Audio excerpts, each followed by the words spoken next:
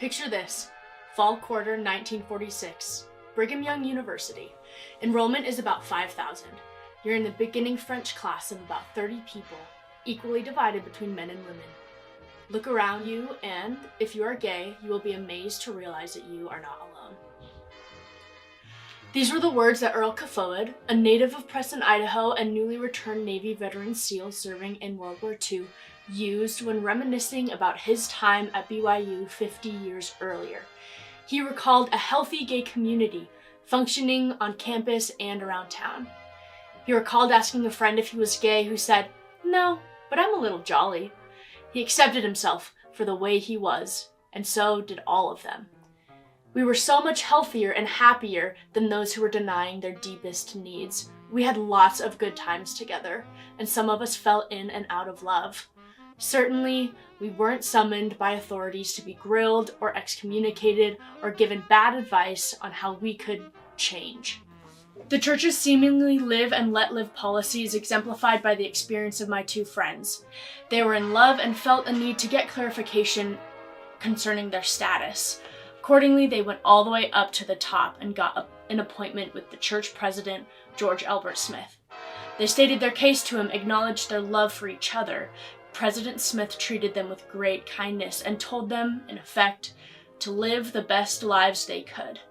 They felt they had gambled and could have been excommunicated right away, and there, instead, they went away feeling loved and valued.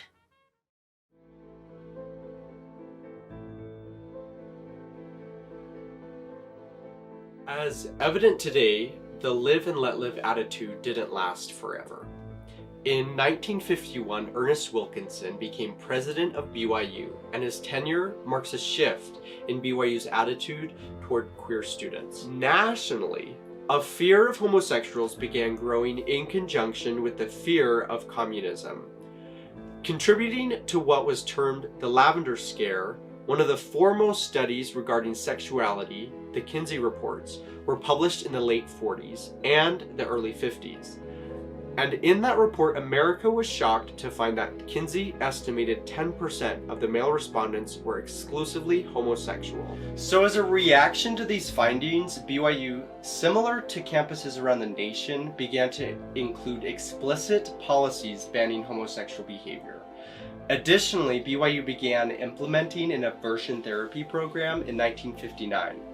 This therapy sought to change the orientation of its victims through electric shock and induced vomiting. These BYU students were referred to the program by the university's therapists, bishops, mission presidents, and general authorities who had found out that they were gay. By 1969, Wilkinson had instituted a general policy that no one will be admitted as a student at the BYU whom they have convincing evidence is a homosexual. And shortly after, he gave a talk inviting queer people to leave. In that year, at least 5 young men died by suicide. There are certain crimes and offensive conduct which will this year bring immediate suspension from this university. In general, these are offenses involving moral turpitude, such as adultery or fornication or other breaches of the Mormon moral code. Nor do we intend to admit to our campus any homosexuals. If any of you have this tendency and have not completely abandoned it, may I suggest that you leave the campus immediately after this assembly. We do not want others on this campus to be contaminated by your presence.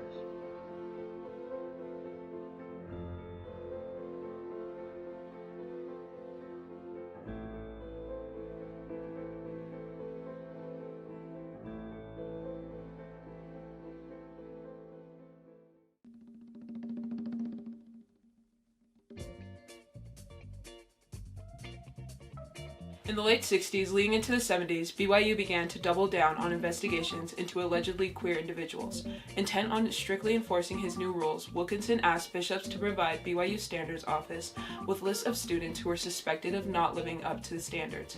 BYU administration began keeping security files on suspected gay students and faculty and began collaborating with local police to entrap queer people. Expulsion rates from this time period were much higher than usual. Wilkinson's tenure came to a close in 1970. 1971, but the torturing and entrapment of queer students continued under the university's new president, Dallin H. Oakes.